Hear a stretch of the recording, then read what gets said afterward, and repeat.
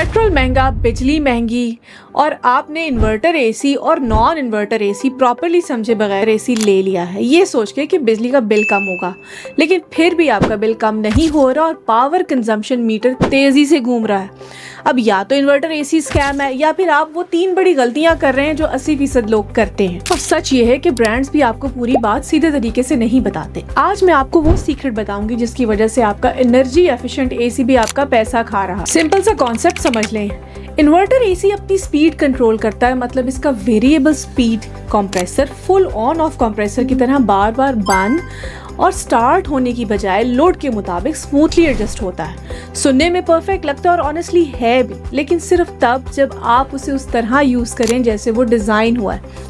अब प्रॉब्लम यहाँ ये है कि ये हर घर के लिए नहीं बना। और पाकिस्तान में हम क्या कर रहे हैं, रूम छोटा हो या बड़ा बस ब्रांड देख के एसी ले लेते हैं, ये सोचे बिना कि which AC is best for our home. 1 ton के रूम में 1.5 टन का एसी लगा देते हैं, टेम्परेचर सीधा 16 पर सेट कर देते हैं फास्ट कूलिंग के लिए, और असल में फास्ट कूलिंग सिर्फ इल्यूजन है और रूम जीरो इंसुलेशन। इसका रिजल्ट आपका इन्वर्टर एसी को मजबूर कर रहे हैं कि वो हाई कंजम्पशन पावर पर चले, और फिर वो इन्वर्टर नहीं रहता, बस एक महंगा स्प्लिट एसी बन जाता है। अब ये क्लियर करना ज़रूरी है कि इन्वर्टर एसी बेकार चीज़ नहीं है। असल में हम इसे ढंग से यूज़ करें तो ये टेक्नोलॉजी वाकई कमाल है। सबसे पहला फैक्टर है आपका यूजेज लाइफस्टाइल। इन्वर्टर एक मैराथन की तरह चलता है। अगर आप सिर्फ 1-2 घंटे के लिए एसी चलाते हैं तो ये आपके लिए ठीक टेक्नोलॉजी नहीं है, और अगर आपका यूजेज 6 से 8 घंटे का है तब ये धीरे धीरे अपनी स्पीड कम करेगा, एक लो पावर स्टेबल मोड पर आएगा और यहाँ से एक्चुअल एनर्जी सेविंग शुरू होगी।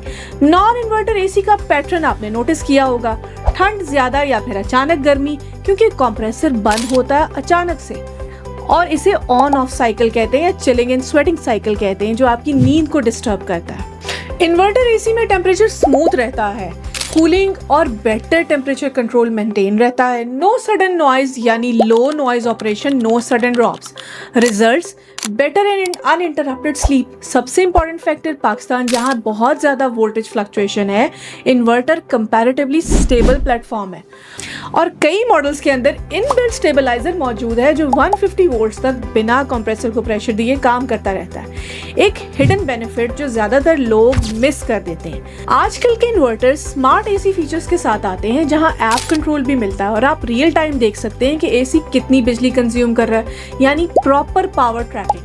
जब रूम ठंडा होने के बाद कंजम्पशन ड्रॉप होती है तो आपको विजिबली फील होता है कि यहाँ बचत हो रही है। ये चीज़ पुराने एसीज में पॉसिबल नहीं थी, लेकिन अब वो हकीकत जो ब्रांड्स आपसे छुपाते रहे। इन्वर्टर एसीज का पीसीबी यानी ब्रेन बहुत नाजुक होता है, इसलिए मेंटेनेंस कॉस्ट बहुत ज़्यादा है। एक बार अगर जल गया तो 30-40 हज़ार का खर्चा पक्का। और ऐसे एरियाज जहाँ पोल्यूशन या केमिकल एक्सपोजर ज़्यादा है तो एसी पाइपिंग में माइक्रोस्कोपिक लीक्स बन जाते हैं जहाँ से गैस ज़ाया होती है। नतीजा, हर साल 8 से 10 हज़ार का खर्चा सिर्फ गैस रिफिल्स में। और तीसरी ऐसी गलती जिसकी वजह से आप इन्वर्टर लेने के बाद भी बिल कम नहीं कर पा रहे हो, आपका रूम एसी रूम है ही नहीं, यानी यहाँ आपके रूम में प्रॉपर इंसुलेशन ही नहीं है। सोचिए, दीवारें सारा दिन धूप खा खा कर गर्म हो रही हैं और ओवरऑल हीट लोड बढ़ रहा है। छत से हीट डायरेक्ट नीचे आ रही है, दरवाजों के नीचे से ठंडी हवा भाग रही है, तो एसी क्या करेगा? इन हालात में वो इफेक्टिव कूलिंग नहीं, बस इनएफिशिएंट कूलिंग दे सकता है। सो अगर आपका यूजेज सिर्फ 1 या 2 घंटे का है तो इन्वर्टर एसी लेना सेविंग नहीं, एक कॉमन बाइंग मिस्टेक है। आपका बिल कम नहीं हो रहा, आप सिर्फ ठंडी हवा लेने के लिए ज़्यादा महंगा तरीका चूज़ कर रहे हैं। लेकिन अच्छी बात यह है कि इसका सोल्यूशन महंगा नहीं है। सिर्फ 3 चीज़ें कर लें। ब्लैकआउट कर्टन्स जो हीट रिडक्शन में मदद देते हैं, डोर सीलिंग के लिए सिंपल स्टॉपर्स जो एयर लीकेज को कंट्रोल करेगा, फॉल्स सीलिंग्स या इंसुलेशन जो ओवरऑल एसी एफिशिएंसी को इम्प्रूव करेगी, और सेम एसी की परफॉर्मेंस आपको क्लियरली बेटर फील होगी। सीधी सी बात, इन्वर्टर एसीज एक स्कैम नहीं, मिसयूज्ड टेक्नोलॉजी है। टेक्नोलॉजी अच्छी है लेकिन हमारी एनवायरमेंटल कंडीशंस के लिए फ्रेजाइल है, इसलिए मेरी रेटिंग 7 आउट ऑफ 10 है।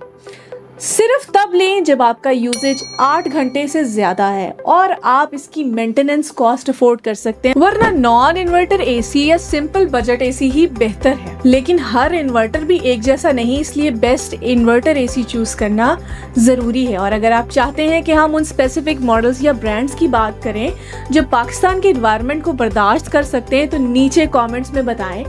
अगर रिस्पांस अच्छा रहा तो हम उन ब्रांड्स की लिस्ट शेयर करेंगे जो वाकई एनर्जी एफिशिएंट और ड्यूरेबल है। Subscribe for the next one.